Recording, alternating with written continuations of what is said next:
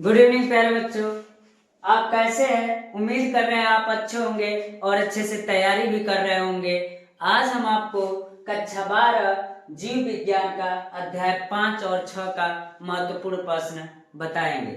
इससे पहले मैंने आपको पिछले वीडियो में अध्याय 1, 2, 3 और 4 का महत्वपूर्ण प्रश्न दे दिया था और उम्मीद कर रहे हैं प्यारे बच्चों आप उसको तैयार भी कर लिए होंगे। और जितने लोगों ने उसको तैयार कर लिया है उसके बाहर से बोर्ड पेपर में क्वेश्चन नहीं पूछेंगे प्यारे बच्चों, इसलिए इस क्वेश्चन को आप लोग क्या कर लीजिएगा, देख लीजिएगा, पिछला भी देख लीजिएगा और उसको तैयार करके जाइएगा। इसमें पहला क्वेश्चन आपका ये कह रहा है, यानी अध्याय 5 का पहला क्वेश्चन वंशागत के आणविक आधार पर पहला क्वेश्चन ये कह रहा है कि डीएनए खंडों को जोड़ने वाले तथा डीएनए खंडों को विशेष स्थान से तोड़ने वाले एंजाइम का नाम बताइए। यानी डीएनए खंडों को जोड़ने वाले, जोड़ा जाता है उस एंजाइम का नाम बताइए।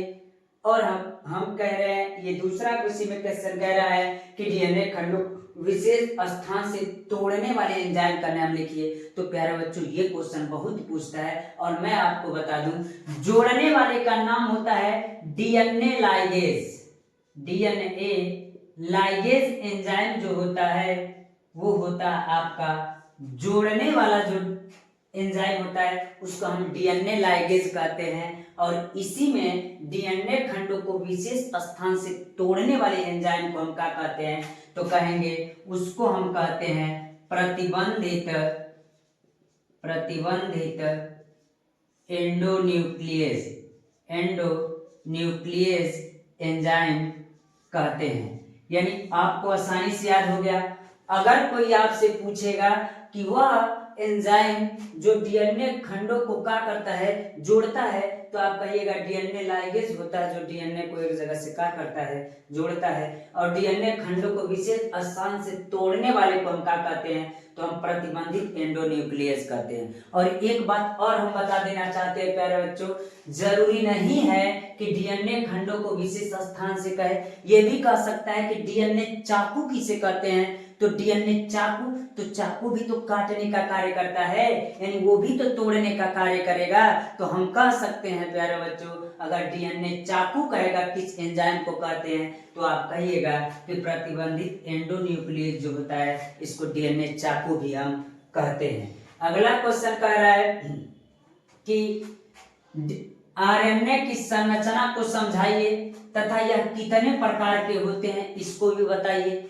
आरएनए की संरचना को पूछ रहा है, तो आरएनए की संरचना को समझा दीजिए और यह कितने प्रकार का होता है। तो आरएनए का संरचना आपने पढ़ा भी होगा कि डीएनए का द्विकुंडलित होता है और आरएनए का एक कुंडलित संरचना होता है, तो इसको देख लीजिएगा। और जो आरएनए में क्षारक पाए जाते हैं तो कौन कौन होते हैं, तो आपको पता होगा एडेनिन, ग्वानिन, साइटोसिन और यूरेसिल जो पाया जाता है वो किसमें होता है, तो हम कहेंगे प्यारे बच्चों यूरेसिल इसमें होता है, किसमें, आरएनए में भी होता है। और डीएनए का क्षारक भी पाया जाता है। तो डीएनए और आरएनए में किसका अंतर होता है, तो इसमें यूरेसिल पाया जाता है और उसमें क्या पाया जाता है, थायमिन पाया जाता है। तो अंतर इतना ही होता है, क्षारक 4 ही पाए जाते हैं। अगर क्षारकों के आधार पर देखा जाए तो इसमें क्या होता है कि अगर क्षारकों के आधार पर अगर प्रकार इसका देखा जाए आरएनए का, तो एडेनोसिन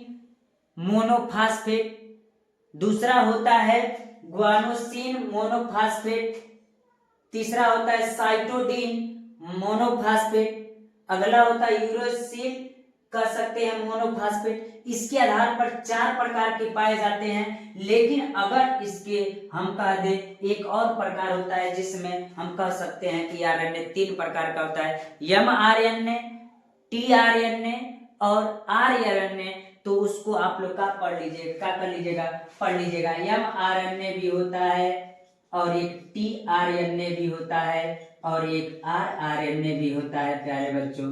अगर इसको हम कहेंगे तो इसको भी देख लीजिए। अगर क्षारकों के आधार पर कहेगा तो क्षारकों के आधार पर 4 प्रकार के उनके होते हैं।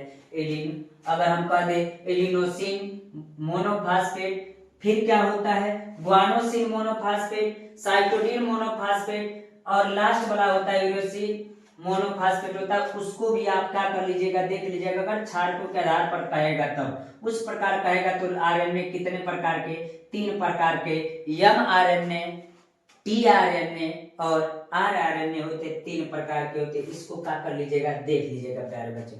अगला क्वेश्चन ये कह रहा है कि अनुवांशिक कूट क्या है। अनुवांशिक कूट में पाए जाने वाले समापन व समारंभन कोडान को क्या कीजिए, समझाइए। तो अनुवांशिक कूट क्या होता है, तो मैं अगर बता दूं अगर प्यारे बच्चों, तो अनुवांशिक कूट में आप पढ़े होंगे कि डीएनए में क्षारक पाए जाते हैं। तो डीएनए में क्षारक 4 पाए जाते हैं, तो हम कह देंगे कौन कौन, तो कहेंगे एडेनिन, ग्वानिन, साइटोसिन और थायमिन जो पाए जाते हैं, उसको अगर उन क्षारकों को अगर एक क्रम में रखा जाए और 3-3 क्रम को उसको बांट करके अलग अलग रखा जाए तो उसको क्या कहते हैं, अनुवांशिक कूट कहते हैं। और जिसमें अनेक सूचनाएं कहाँ रहते हैं, निहित रहते हैं। अगर उसको 3-3 क्षारकों को अलग अलग बांट करके अगर हम रख देते हैं तो एक क्रम बना देते हैं, तो उस क्रम को क्या कहते हैं, अनुवांशिक कूट कहते हैं। और उस समय भी समापन और समारंभन कोडान भी पाया जाता है, उसको भी देख लीजिएगा। और इसी 3 कोड को अलग अलग रखने की क्रिया को हम त्रिक कोडान भी कहते हैं या त्रिक कोड भी कहते हैं। तो अगर त्रिक कोडान पूछेगा तो उसको भी आप क्या कर लीजिएगा, देख लीजिएगा। इसी पर कहता है।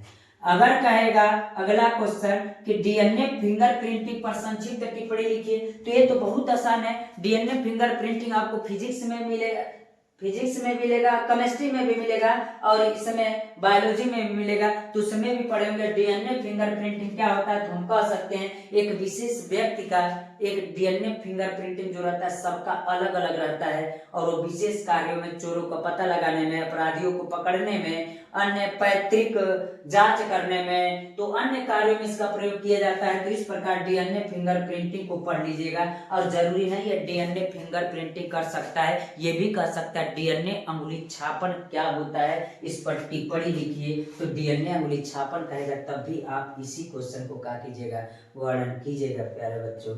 अगला ये बात कह रहा है डीएनए की संरचना का वर्णन कीजिए, यानी डीएनए का संरचना का वर्णन कीजिए तथा आरएनए में अंतर भी स्पष्ट कीजिए। तो कह रहे डीएनए की संरचना का वर्णन करना है, तो आप पढ़े होंगे कि डीएनए का द्विकुंडली संरचना जो होता है, जिसको वाटसन और क्रिक ने दिया था, तो उस संरचना को आप देख लीजिएगा। डीएनए की संरचना का वर्णन करना है, वाटसन और क्रिक के संरचना को क्या कीजिएगा, आप देख लीजिएगा। इसका अलग अलग हम वीडियो भी बना करके आपको हम देंगे, आप यूट्यूब पर पढ़ सकते हैं। लेकिन फिलहाल में मैं आपको इंपॉर्टेंट क्वेश्चन दे रहा हूँ जिससे आप पढ़ाई करके तैयार रखें पहले से, ठीक है। और ये कह रहा है कि डीएनए की संरचना का जब वर्णन कर लेंगे तो उस स्थिति में अगर कह रहा है तो इसी क्वेश्चन में कह रहा है कि आरएनए में अंतर भी लिखिए।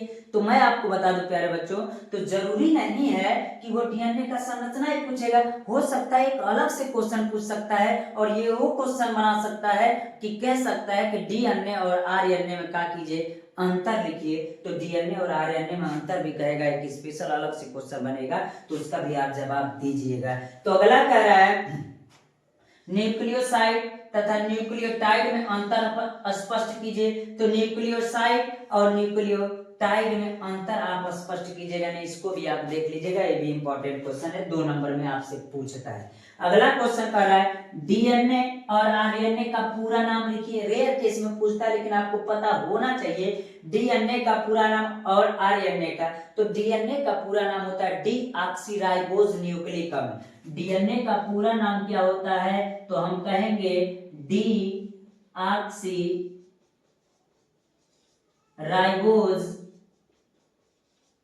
न्यूक्लिक अम्ल होता है, न्यूक्लिक अम्ल होता है।